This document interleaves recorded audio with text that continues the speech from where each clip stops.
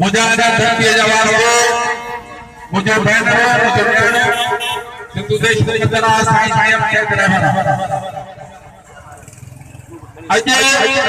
सजी दुनिया में ये दिहाड़ो मनाए तो वजे बेगुनाह माण्हुनि खे खपे खणी वञण सजी दुनिया उनजी मज़म्मत कई आहे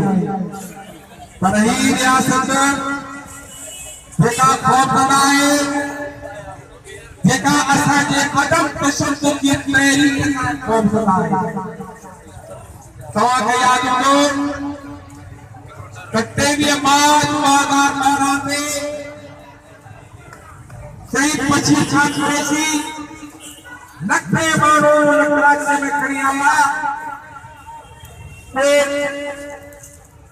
अदम तशद्दुद जी हिकिड़ी वॾी मिसाल हुई सॼी दुनिया उहे माण्हू ॾिठा त बाबा ही पूरो सिंध जा माण्हू छा छा करनि हिननि जा छा मुतालबा आहे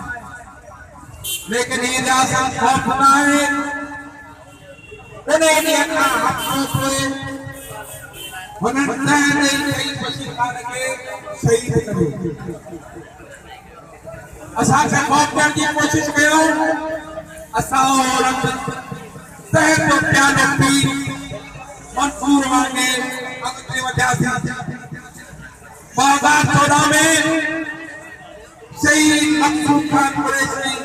शहीद सलमान बंदो के हिन अगवा करे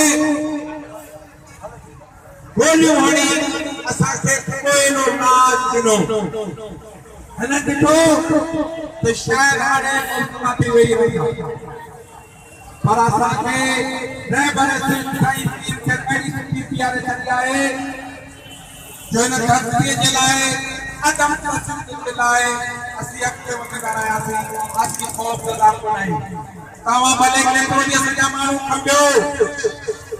असांखे खंबे वञो पर सिंध जे आले जे लाइ सिंध जे रहबर सिंध साईं नियम ते इन नक्शे क़दम ते असीं हलंदा रहंदासीं दोस्तों आज ये रियासत जेका क़याम लगा है ताकि याद हो मुझे सीनियर अवार्ड साईं यूसुफ हसन ने वेठो है तो ज्यादा जी मार्शला होते अयूब खान जी मार्शला होते तो जी कोर्ट में असांजा माण्हू खे सज़ाऊं आयूं ओड़ा लॻा पर उन दौर में को माण्हू पुलिस खणी वेठी हुई सब कोयटा जेल में मालूम थी दो जो असांजो माण्हू आहे पिशावर में असांजो माण्हू आहे अजो मुल्तान जी जेल में असांजो माण्हू आहे माण्हू मुतमइन थी दो बाबा कोड़न जी सज़ा आहे आसिन सज़ा आहे पर माण्हू त मौजूद आहे पर हिन दौर में फ़ैसला करण लाइ असांजा माण्हू खपे दुख पिया वञनि था सालनि खे साड़े वञे थो बाबा असांजा माण्हू असांजे हवाले कयो तब्दील पसंदी वालो